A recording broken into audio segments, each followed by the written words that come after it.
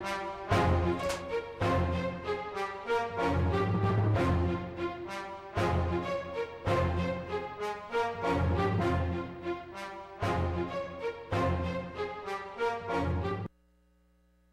SC head coach for men's and women's volleyball teams, Joel Deering, will be honored with another Mintonette Medallion of Merit Award by the Board of Directors of the Volleyball Hall of Fame on October 18th at the Volleyball Hall of Fame induction celebration during his career as a volleyball coach. He won over 1,000 of his team's matches at the Springfield College and Roger Williams. Besides being a coach, he is also a member of the Volleyball Hall of Fame Board of Directors and honorary board member and author of 2 books. He also was recognized with the American Volleyball Coaches Association Trailblazer Award in 2006. We would like to congratulate him on all of his hard work and accomplishments. The Springfield College men's soccer team had a big win on Tuesday night against Western New England University, beating the Golden Bears 2-1 at Schmidt Field. Brendan McLean has more on the story. The Springfield College men's soccer team got a huge win on Tuesday night against the Golden Bears of Western New England. Senior Ryan Malone put the Pride up early, and they never looked back against their crosstown rivals. Later on in the half, senior Danny Amato tallied another one for the home team, putting the Pride up 2-0. The 2 goals were all the Pride would need on that Tuesday evening. The Golden Bears scored later on in the first half when Tim Murray headed one into the back of the net to make the score 2-1. In the second half, the Pride defense led the charge.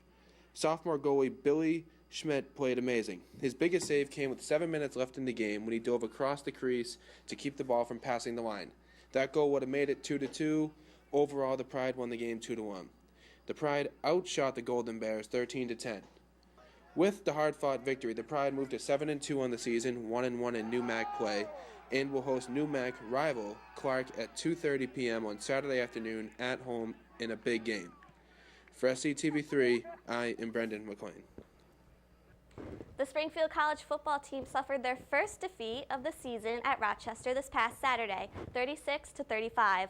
Rochester converted a 2-point attempt with no time on the clock to stun the Pride. John Marrero and Keith Rodman both rushed for over 100 yards, while Joel Altavesta finished with 98 yards on the ground. The Pride have their next game this Saturday at Stagg Field to take on Union College at noon. The Springfield College women's volleyball team blew past Wheaton College in the first 3 sets of the New Mac game in Blake Arena this last Tuesday. Katie Benoit has more on the story. Let's take a look. The women's volleyball team had a great victory over Wheaton College on Tuesday evening. Springfield won all 3 sets of the game. The first was 25-10, the second 25-16, and the third 25-20. The Pride are now 13-1 in New Mac action. Some standout players of the game were Tessa Slominski, who had 11 kills, Lindsay Runge, who had 8 service aces, and Whitney Miller with 17 assists. The team's next match will be played away next Tuesday versus Clark at 7 p.m. Tessa shared her thoughts on the game. I think we played a really good game. We had sort of a rough practice yesterday, but we put a lot of effort into this game. So everything that we worked on in practice yesterday, we took to this game. So we made sure we started aggressive because we haven't been so great at doing that, and also being aggressive from the service line. So I think in this set we had about 16 aces. That means we were really putting the ball on them, making it hard for them to push back against us. So I think we did a great job all around. Good passing, great sets, good swings, and it was a good win because it was confidence. The puck dropped this past Tuesday, and the 2013-2014 NHL season is now underway. Logan Mullen has more of a preview for this exciting season. Let's take a look. Good evening, Springfield College. My name is Logan Mullen, and I'll be bringing you my 2013-2014 NHL season preview. Whether you agree or disagree, let's take a look, starting with the Eastern Conference.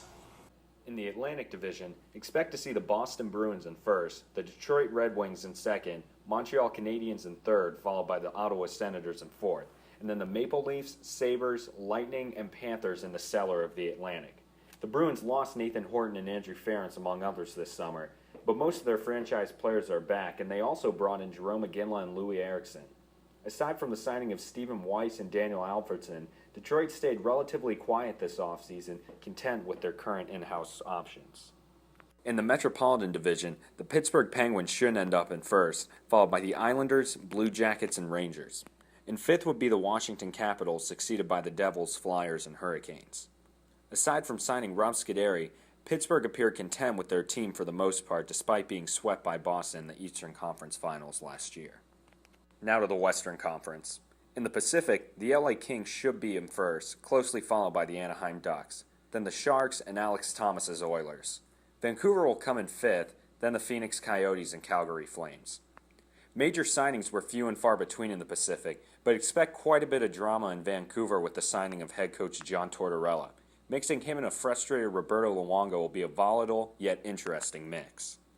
The reigning Stanley Cup champ Chicago Blackhawks will likely win the Central Division. Next would be the Minnesota Wild, followed by the St. Louis Blues, Winnipeg Jets, and Dallas Stars. The Nashville Predators should fall in sixth, and the Colorado Avalanche could very well be the worst team in the league this year and will finish last in the Central. Chicago's success should continue from last year, and despite Dallas's blockbuster trade with Boston this year, they are in too packed of a division to more than likely do anything that impressive. So there you have it. Until next time, I'm Logan Mullen. Back to you, Candace. There is never a dull moment in the NFL, including this past week. The Patriots had an impressive win over the Falcons.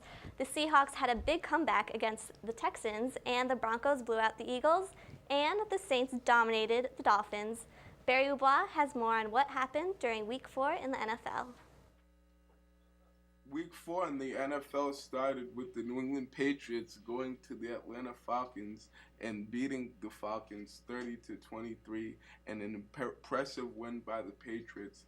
Kenbrell Tompkins had over 100 yards receiving and a touchdown as the Patriots offense looked really good. Tom Brady was able to really find his receivers, and they were able to make plays, and also the defense stepped up, particularly in Aqib Talib, having 8 balls thrown to him, only allowing 1 yard, and also getting a pick and batting away a game-tying touchdown by Roddy White. Unfortunately, the Patriots will lose their all-pro defensive tackle, Vince Wilfork, who will be out for the rest of the season with a torn Achilles. And Seattle ends up coming back from 17 points down in the fourth quarter to beat the Houston Texans in overtime 23-20. The Texans really gave this game away as Schaub ended up throwing a pick to Richard Sherman, who ended up returning it for a touchdown to send the game into overtime, and they ended up winning it on a field goal. The Broncos ended up cruising against the Eagles, and Peyton Manning had another big day, threw for over 300 yards and 4 touchdowns, and really picked apart the Philadelphia Eagles defense as they were not able to stop the most explosive offense in the NFL. The New Orleans Saints had also a big day against the Miami Dolphins as Drew Brees was able to throw for 4 touchdown passes. He hooked up with this boy Darren Sproles twice, and Jimmy Graham and Ben Watson each caught a touchdown as they went on to beat the Miami Dolphins 38-17. The Dolphins really did not look good this game and turned the ball over and could not protect Ryan Tannehill or run the football. So the Saints really, did a good job on defense, being able to get after Tannehill and force him to turn the ball over. The Cowboys take on the Broncos this Sunday as the Broncos go take their 4-0 record to Dallas to face Tony Romo and the Dallas Cowboys. The Cowboys are coming off a tough loss against the Chargers as they look to bounce back against the Broncos, who have been near perfect, particularly Peyton Manning, who has thrown 16 touchdowns and 0 interceptions and already has 1,470 yards passing. The Patriots take on the Bengals in Cincinnati as the Patriots are also undefeated at 4-0, look to stay that way as they will be most likely getting Danny Amendola back, but Gronk is still questionable for this game. The Houston Texans go on to take the 49ers in San Fran as Matt Schaub looks to bounce back from having a tough day against the Seahawks. For SCTV3, I'm Barry Abois. In other news in the NFL, Tampa Bay Buccaneers quarterback Josh Freeman was released earlier today.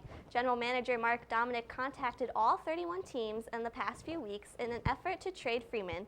Monday night, the team released a statement saying he was enrolled in a substance abuse program. According to ESPN, Freeman claims he has a prescription for Adderall to treat his ADHD, but last year accidentally took Ritalin, which triggered a positive drug test. He was also fined twice in the past 2 months for conduct detrimental to the team.